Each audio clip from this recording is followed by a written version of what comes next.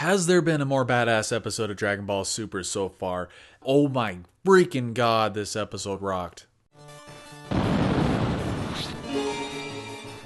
We got Goku and Vegeta still fighting Jiren, very fast-paced action here, and I love their back and forth here with them not like being able to cooperate and coordinate with each other. It's awesome. And then Goku pulls a page from his Raditz playbook, puts Jiren in a full Nelson, he's like, Vegeta, do it now!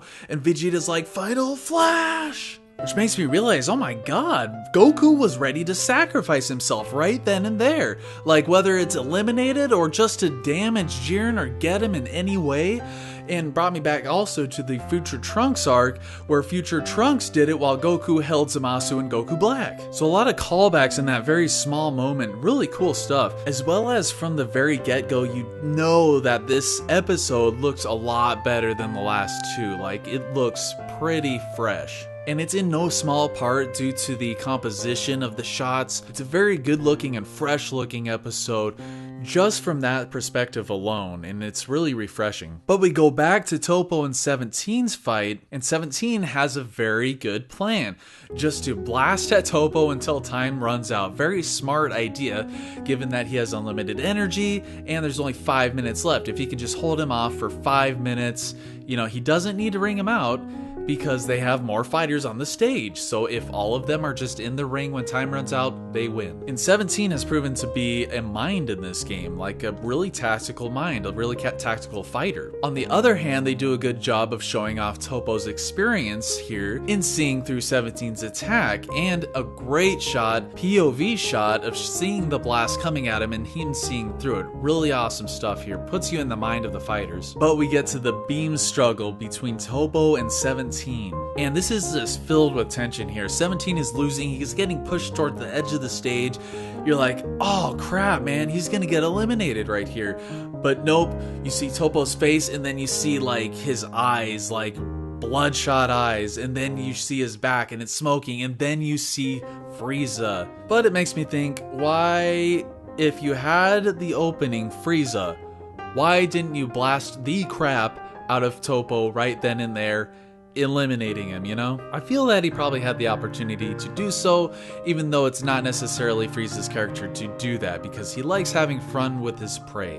Which he does decide to do. Big blast, getting stuck between 17's and Frieza's blast. Toppo is just like wiped out, and he gets blasted toward the edge of the stage, but he is not quite eliminated. However, he is pretty exhausted, and he's like, fine, I'll do it. And you're like, what did he decide to do, you know?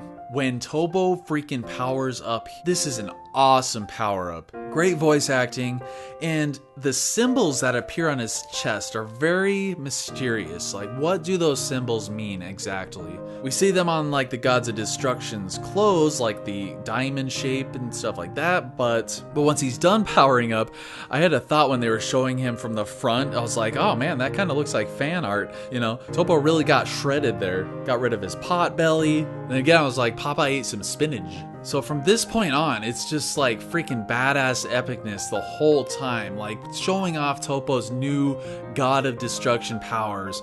And Frieza starts death beaming at him, not even reaching him, just dissipating into like these little specks of energy. And Belmont's like, that's the result of his training, and he is no different than a God of Destruction. And I'm like, well, interesting that you say that. He is no different than a God of Destruction. Is he officially a God of Destruction? Does he have to replace you to be an actual God of Destruction? Because it seems like he's using all the energy and power of a God of Destruction. So technically he's a God of Destruction, since you're saying that he's no different than a God of Destruction. That's a lot of God of Destruction talk. In which case, if he is no different than a God of Destruction, I would feel that that is grounds for disqualification. But who knows, Zeno probably thinks it's cool, so whatever. You know, he's not officially replacing Belmont yet, so I guess he's still in the tournament, you know? So Beerus is like, that's hakai energy, revealing that it's the god of destruction energy. So Frieza just stands there with his cocky, arrogant attitude. He's like, you're nothing compared to Golden Frieza. And then Toppo unleashes it, hakai! And then Frieza thinks he can just take it. He's like, that reminds me of, you know, episode 95 when I took that god of destruction energy.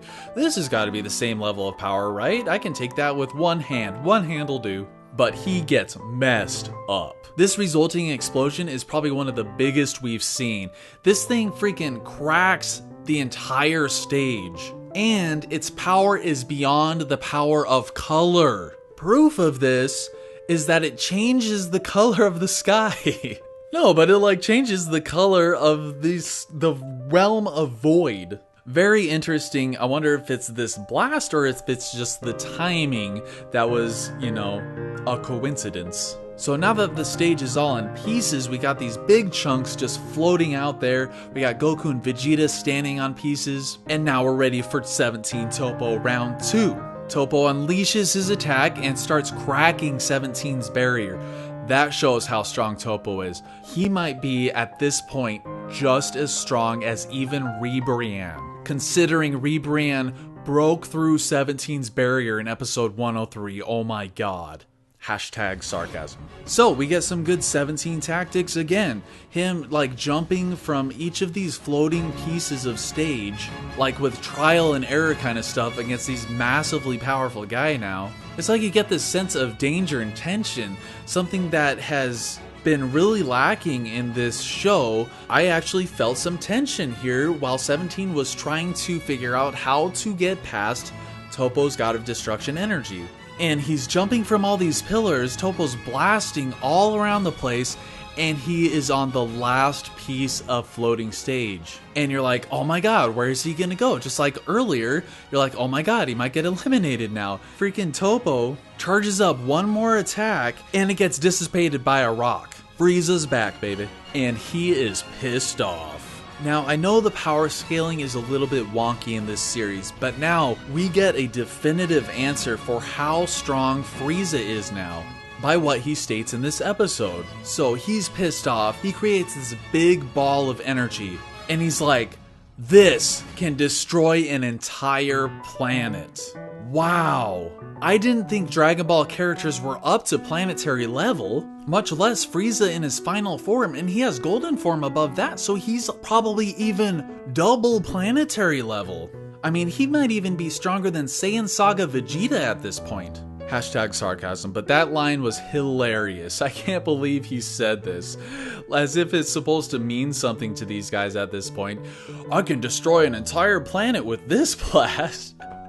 It's like, what? Come on, dude. But as if this episode wasn't badass enough, we get the best sequence I've seen in a while. Frieza, awesome animation, throws his giant death ball, and Toppo, itty bitty little marble sized ball of destruction, literally flicks it with his thumb, destroys Frieza's blast, which proves that Toppo is above planetary destruction level, and proceeds to completely obliterate Frieza's world. I am so happy that they brought Frieza into this tournament for this scene alone. Also, Frieza's facial expressions when he's getting wrecked are just the best. Speaking of tension, you're like, oh, Frieza's done, dude. He's just gonna like toss him out. And he does. He tosses him, but 17's still there, man.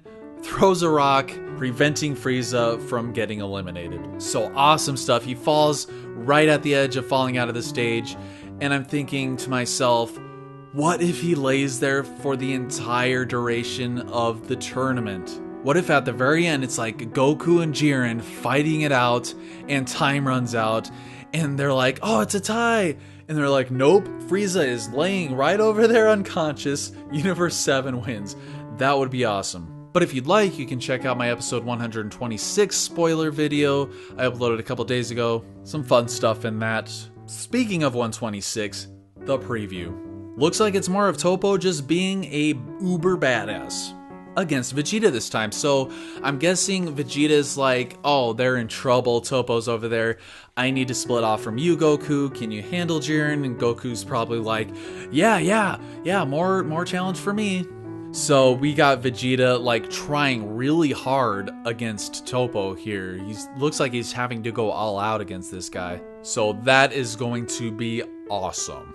What do you guys think? Did you love this episode, or did you actually dislike it? And why did you dislike it? At any rate, I hope you enjoyed the video. Subscribe to the channel. I do reviews every week and more. I'm doing even more music as well, so check that stuff out. Thank you very much for watching, and take it easy.